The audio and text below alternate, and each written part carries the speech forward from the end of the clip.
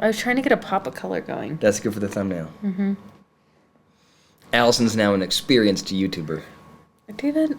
What? I hate when you talk about YouTube on YouTube. You don't like when I break the fourth wall? Is that the fourth wall? Yeah. Yes. Hi, welcome back to Sister Wives. David is bothering me. Huh? All right, let's get into it. We do have some administrative stuff. Live stream, members only, Tuesday. Sounds good. And live stream for everybody on Thursday. Okay, that's it. 7 p.m. Mountain Time, Tuesday and Thursday. Mom's now engaged. We're extremely happy for her. She's been engaged for 2 seconds. She's been dating him for 10 seconds. But we're all very happy for her. Peyton is my spirit animal as it relates to Christine on this season. Even though I wear very boring colors, I always have one of those stain pens in my purse. I'm messy regardless of what color, so I know that I need one of those all the time with me. Me too. I feel like you and Janelle, first of all, you and Janelle are wearing the same thing. I know. You both have a pop of color. And Allison usually, you prefer black. I married Wednesday Addams. I do. I like everything. I'm like, somehow it's all on me. Yes.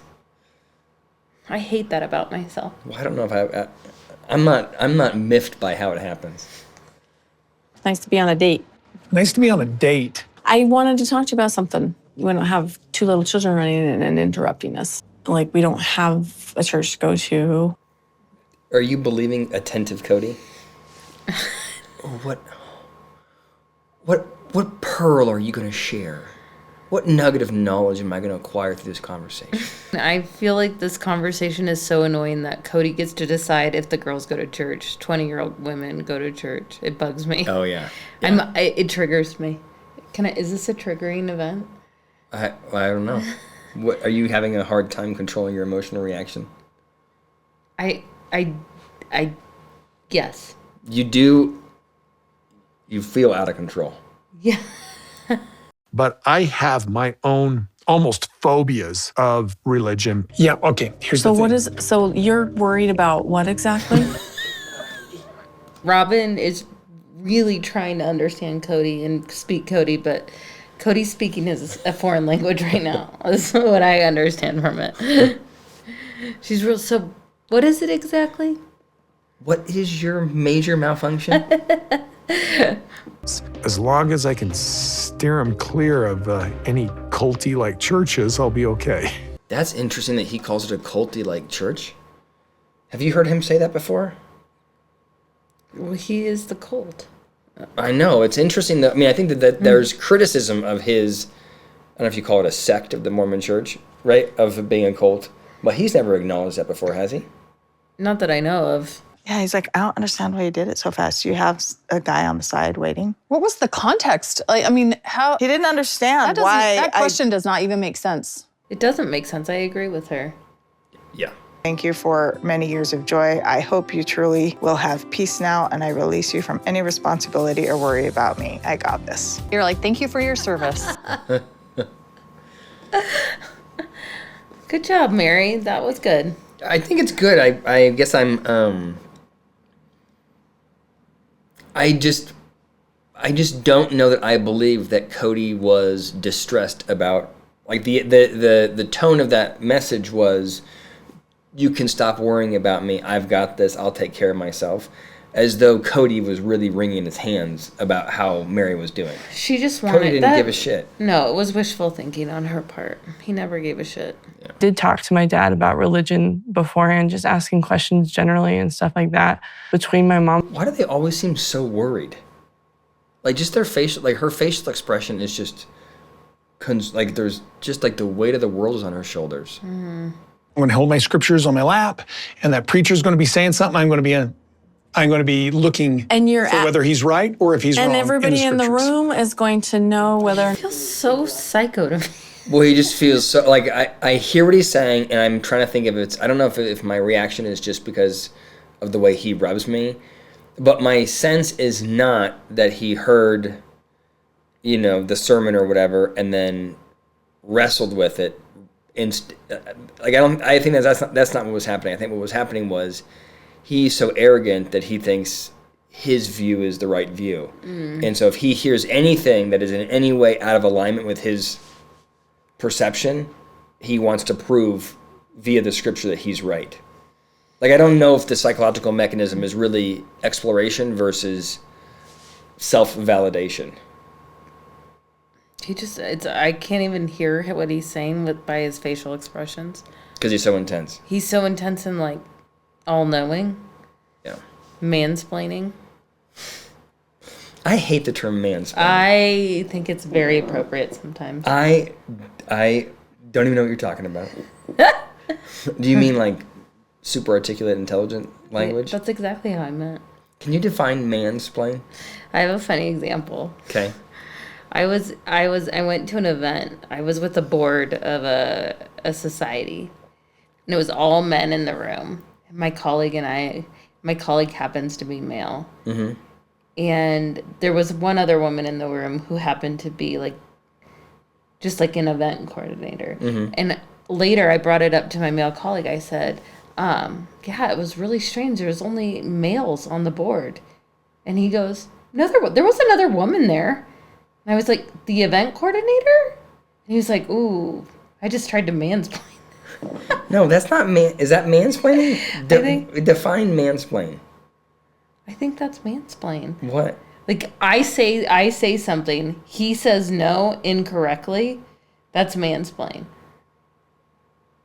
And, like, tries to correct me. I'm not sure.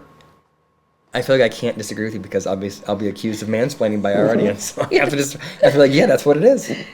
Yeah, I just feel it's like taking what I'm saying and saying it differently. Sometimes saying the same thing, sometimes saying incorrect things, but having to, like, re-explain what I was saying. Okay, yeah. Are you trying not to mansplain? Yeah, I agree. Good. I feel like I'm already on, the audience is at 50-50 with me, so. All I am is a knight with a sword. I mean, like, I'm here to protect you, but because I played king with some of my other daughters, I got put aside. And then he goes, all I am is a knight with a sword, and I thought, okay, this is just Kody's, view of himself on a knight's errand. But then he ends it with something that seems like a pretty reasonable level of self-awareness, that his desire to be king did drive many of his daughters away. Fall in love with your captor that won't let you have a life. Brandy doesn't even know who I am. Meri doesn't need to trash talk me anymore. She's got her friends doing it for her. Friends that don't know me. What is it about, like, just like the whole cadence of his language? You're just friends that don't know me. The whole world knows you. I trash talk you. Do you trash talk him? I don't. I do. I try not. I mean, I think I do, but I try not to. You think I do? I think he started the trash talking. Like, he's a big trash talker, and we just meet the mood. But I don't think that any of the wives trash talk him. Like, define trash talk. Telling the truth, accurately describing somebody is not trash talk. Yeah. Making things up about him is. But I don't feel like any of the wives are creating things. I don't think they lie. I think they just tell truth. They speak truth. And that's what they sign up for. Yeah. That's what he signed up for. Mm-hmm. I think he makes things up. If anybody's talking trash, it's him. He talks really funny. It's hard to, like, I was the knight and the king. He has a whole world. He has a whole world that he's Don Quixote here, just wandering through fighting La Mancha.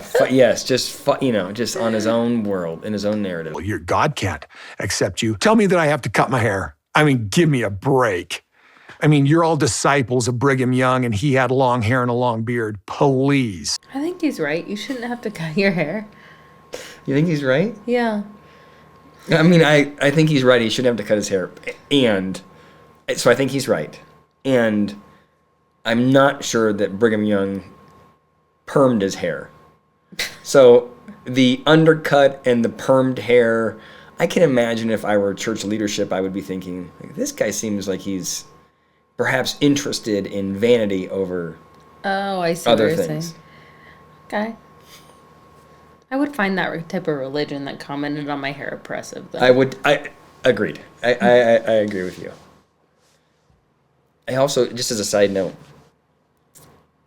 I find it turns my stomach a little bit, the idea that Robyn wants to go back to that church, to her church, and Kody's like, not happening, as though Robyn can't go on her own. Mm-hmm. You know? She seems lonely. Yeah. And you're okay with me going to church? Like, you're not going to have some sort of problem with that? I mean, as long as you guys aren't blocking me out. Like, I want to come sooner or later. Well, you don't want to go too long without me because I don't want some guy thinking you're a single mom. Do you have a thought about that? Kody's need to protect? His jealousy? He might lose his last wife. Run, Robyn. I don't... yeah. If I were Kody, I'd be worried. I would be worried. I would be worried too. But I mean, because like he's no fun. He's so domineering. It's funny because I thought when he was like, I want to go too. I was like, oh, you want to go support them? No. You want to protect what you view as yours. Mm-hmm. And then I got my lightning bolt. And a month later, randomly, I met Kody and Meri on my cousin's lawn. Oh my gosh. He cheated on his wives. He saw her at church when he was married. And was making eyes He's a at other women. Now what polygamists do? I mean, but not until they're like, no, I don't think that's how it works. What do you mean? He's always on the prowl. I don't think that. I don't think that you're supposed to do that. I think he is. Well, how do you do it then? Like the story they told us was that Meri introduced him and wanted another wife, but now we're hearing the real story now. That he was eye piping her. You know what? We just heard the real story after all these years. Before, we all wanted to blame Meri for bringing her in. Now we get it. All right. So he's not allowed to make eyes? No. He's got 3 other wives he needs to be making eyes with. Wouldn't you like to go back to, like, what that actually looked like? Like, in his mind, you know, he was like... No, he was like... And she was like, ooh, like... Yeah, well... Whoa! It was so emotional. He was like full on breakdown. Like it was and it felt very strong. I blame you for allowing that to go on and on, the breakdown. You should have nipped that right in the bud. What would you have said? Get out. We've done this. How many times do we have to do this? I think it's weird that Meri's like, it was a fun day. It was like a good, really fun day. And Kody's like, packed her up. Thank God. You know what I mean? But and that's why it felt light. Like he was like getting rid of his baggage. Yeah. You're right. And she's like, it was like just so fun. We had such a good time. I want to throw up. I would say, as a monogamist, I feel like you should tell him to get the hell out and of your life completely. But I understand that that's not where you're at. I've always thought this, and you... No, you should have went with your gut. Kick him out. I don't believe Robyn entered the family with the intention of kicking me and Janelle and Christine out. She saw what we had and wanted that. I agree, by the way, with that. I don't think that Robyn wanted to kick the other 3 out. I think she just wanted what they had, and she wanted to be the top wife. She did not want to... She didn't want just what they had. She wanted what they had and, like, a little bit more. Yeah. That's right. Just a little bit more. Just a little bit bigger house. She wanted nicer wedding dress. And she needed Meri's ring. Melted down. She did every single thing he asked her to do. Well, we can't favor you. Okay, but she's following the protocols. So what does it matter? That is gaslighting.